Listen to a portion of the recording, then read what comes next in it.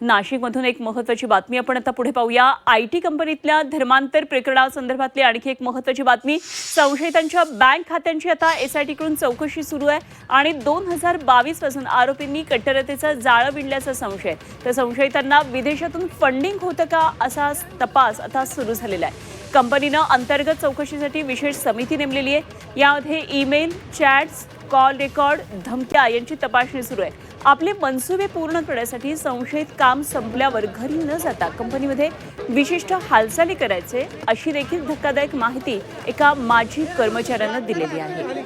तर या संदर्भातले आणखी काही तपशील पुढे येतात। एकतर विदेशातून फंडिंग होतं का आणि कंपनीतलं काम संपल्यानंतर सुद्धा नेमके काय मनसुबे आखून काम केलं जात होतं या संदर्भात आता चौकशी सुरू आहे। योगेश खरे आमचे प्रतिनिधी आपल्यावर नाशिकमधून आपल्याबरोबर आहेत। पुन्हा एकदा आपण योगेशकडून या संदर्भातले तपशील जाणून घेऊया।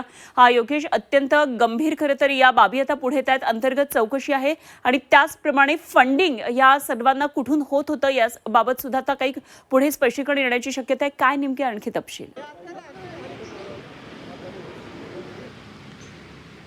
धर्मांतर प्रकरणामध्ये एका बहुराष्ट्रीय कंपनीमध्ये एक निदा खान नावाची मुलगी यामध्ये होती आणि ती ह्या संपूर्ण प्रकरणाची मास्टरमाइंड असल्याचं बोललं जातं आहे। ही मास्टरमाइंड सध्या फरार आहे। मात्र त्या दृष्टिकोनातून चौकशी जी आहे ती आपल्याला SIT करताना दिसते की निदा खान ही मास्टरमाइंड होती आणि 2022 पासून ती सर्व प्रकार करत होती।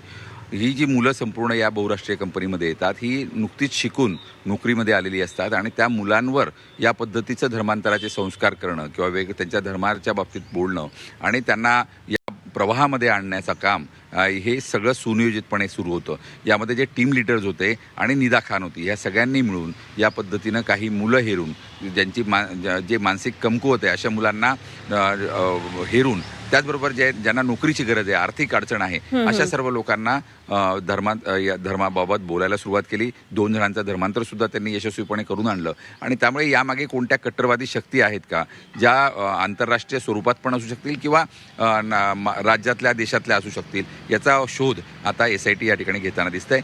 CDR कॉल रेकॉर्ड्स हे सगळे काढण्यात आलेले आहेत आणि त्याचबरोबर त्यांचे ट्रान्झॅक्शन्स चेक करण्याचं काम आता सुरू झालंय। त्यातून सर्व या गोष्टीचा खुलासा होऊ शकेल। ठीक आहे योगेश, धन्यवाद दिलेल्या या सगळ्या सविस्तर तपशिलांसाठी। योगेश खरे आमचे प्रतिनिधी आपल्याबरोबर होते।